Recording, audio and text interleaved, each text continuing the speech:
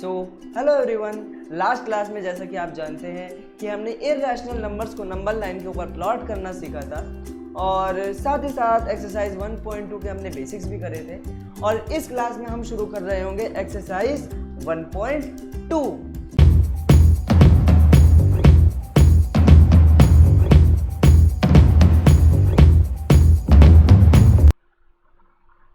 तो जैसा कि आप देख रहे हैं कि हमारी एक्सरसाइज 1.2 का पहला क्वेश्चन आपके सामने है। तो फर्स्ट क्वेश्चन एक बार पढ़ लेते हैं कि क्वेश्चन क्या कह रहा है। क्वेश्चन हमसे कह रहा है कि हमें बताना है कि ये जो स्टेटमेंट्स हमें दे रखी है ये स्टेटमेंट्स ट्रू है या फॉल्स है। तो भाई अगर हम देखें, सबसे पहली स्टेटमेंट हमें क्या कह रही है? सबसे पहली स्टेटमेंट हमें कह रही है every irrational number is a real number. तो भाई हमने इस चैप्टर के इंट्रोडक्शन में ऐसा पढ़ा था कि हमारे रियल नंबर्स जो बच्चों होते हैं वो दो तरीके के होते हैं। एक होते हैं रैशनल नंबर्स और एक होते हैं हमारे इर्रेशनल नंबर्स। एक होते हैं हमारे रैशनल नंबर्स और एक होते हैं हमारे इर्रेशनल नंबर्स। अब आप यहाँ पर देख पा रहे हैं कि जितने भी इर्रेशनल नंबर्स हैं वो क्या है, एक पार्ट है रियल नंबर्स का, है ना। जितने भी इर्रेशनल नंबर है वो क्या है, एक पार्ट है रियल नंबर्स का। तो हम कह सकते हैं कि भाई हर इर्रेशनल नंबर जो कि किससे बना है, रियल नंबर से, वो एक रियल नंबर होगा। हर एक इर्रेशनल नंबर एक रियल नंबर होगा। ये स्टेटमेंट बच्चों पूरी तरीके से क्या है, ट्रू है। अब नेक्स्ट क्वेश्चन की तरफ हम बढ़ चले तो नेक्स्ट क्वेश्चन हमसे कह रहा है कि क्या नंबर लाइन के ऊपर हर एक पॉइंट अंडर रूट एम की फॉर्म में होता है। मैंने कहा एक बार इस चीज को अच्छे से हम वेरीफाई करते हैं। तो मैंने कहा भैया जल्दी से क्या बना लेंगे, आप अपनी एक नंबर लाइन बना लेंगे। तो क्या नंबर लाइन ऐसे ही बनेगी?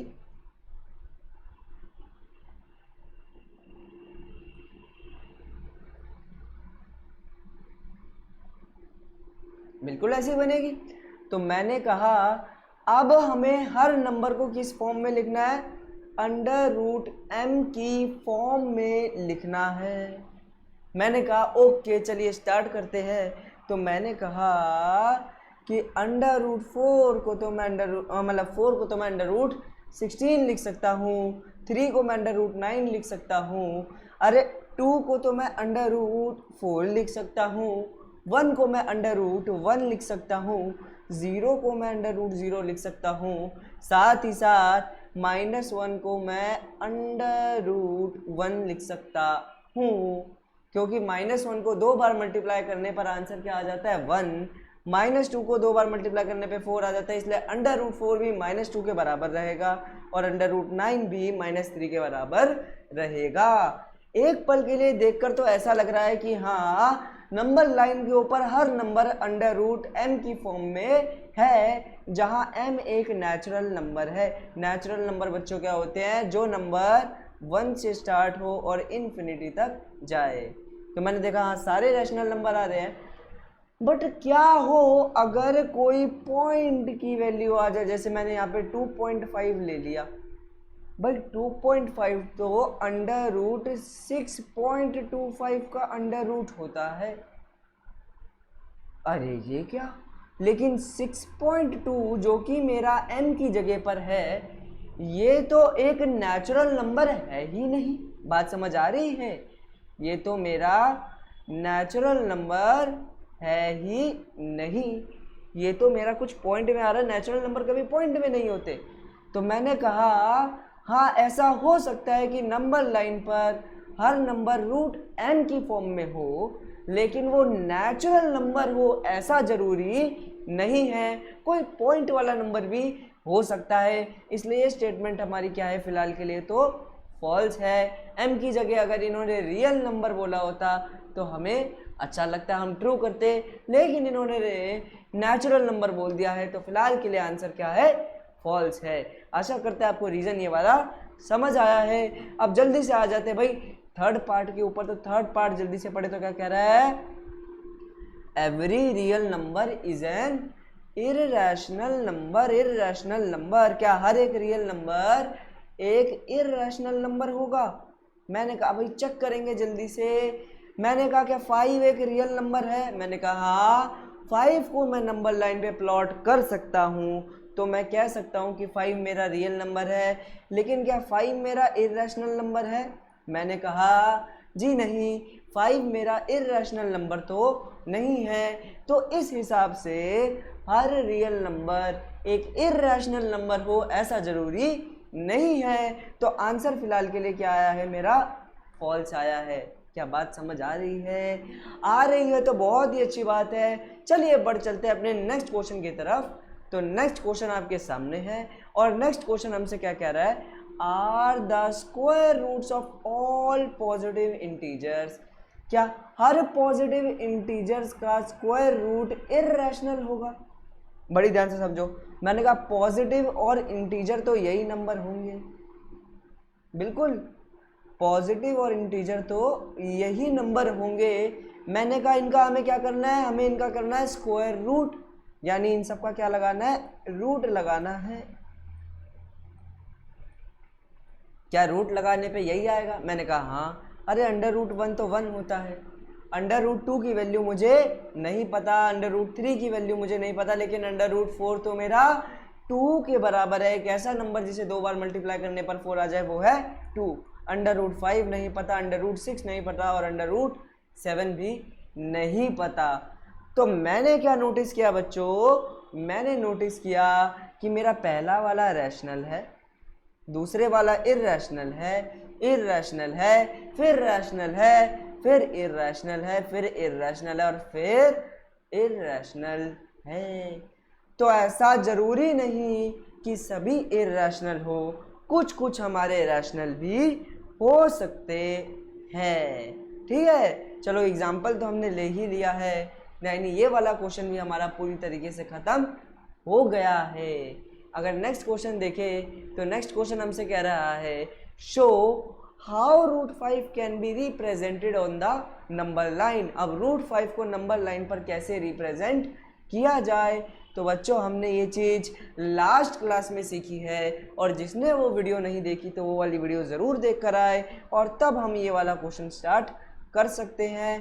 तो मैंने कहा अंडर रूट 5 को नंबर लाइन पे प्लॉट करना है तो एक नंबर लाइन बना लो, 0, 1, 2 और 3। मैंने एक नंबर लाइन बना ली और यहाँ पे -1 रख दिया। ठीक है, मैंने तुम्हें कहा था अगर रूट 5 बनाना है तो रूट 5 से पहले रूट 4 बनाना पड़ेगा, रूट 4 से पहले रूट 3 बनाना पड़ेगा, रूट 3 से पहले रूट 2 बनाना पड़ेगा, है ना। और रूट 2 बनाना तो हमने सीखा हुआ है भाई। रूट 2 बनाने के लिए हम कुछ भी नहीं करेंगे, हम क्या करेंगे? एक यूनिट का बेस लेंगे, एक यूनिट का ऐसे बेस लेंगे यहाँ पे, और एक यूनिट का हम परपेंडिकुलर ले लेंगे। या आप पेंसिल से बनाएंगे और स्केल से बनाएंगे, हाथों से कोई भी नहीं बनाएगा। 1 यूनिट का हम बेस लेंगे और 1 यूनिट का हम क्या लेंगे? परपेंडिकुलर लेंगे। अच्छा, फिर मैं अगर हाइपोटेन्यूज बनाऊंगा तो लास्ट क्लास में हमने सीखा था, जिसने वीडियो नहीं देखी पहले वो ज़रूर देख कर आओ वरना क्वेश्चन सर के ऊपर से निकलेगा। इसलिए सबसे पहले हम देखेंगे अगर परपेंडिकुलर भी मेरा क्या हो? 1 हो और बेस भी 1 हो, ऐसा लास्ट क्लास में पढ़ा था, तो हाइपोटेन्यूज आ जाएगी रूट 2। अब यहाँ पर भी मैं एक यूनिट का अगर क्या बना दूं बच्चों? परपेंडिकुलर बना दूं, तो ऐसा लास्ट क्लास में सीखा था जो इस ट्राइंगल की हाइपोटेन्यूज होगी वो जरूर जरूर रूट 3 के बराबर आ जाएगी। तो यानी ये रूट 3 आ गया। मैंने कहा ऐसा लास्ट क्लास में सीखा था कि रूट 3 पर भी एक यूनिट का क्या बना दूंगा? परपेंडिकुलर बना दूंगा, तो मेरे पास रूट 4 की वैल्यू आ जाएगी।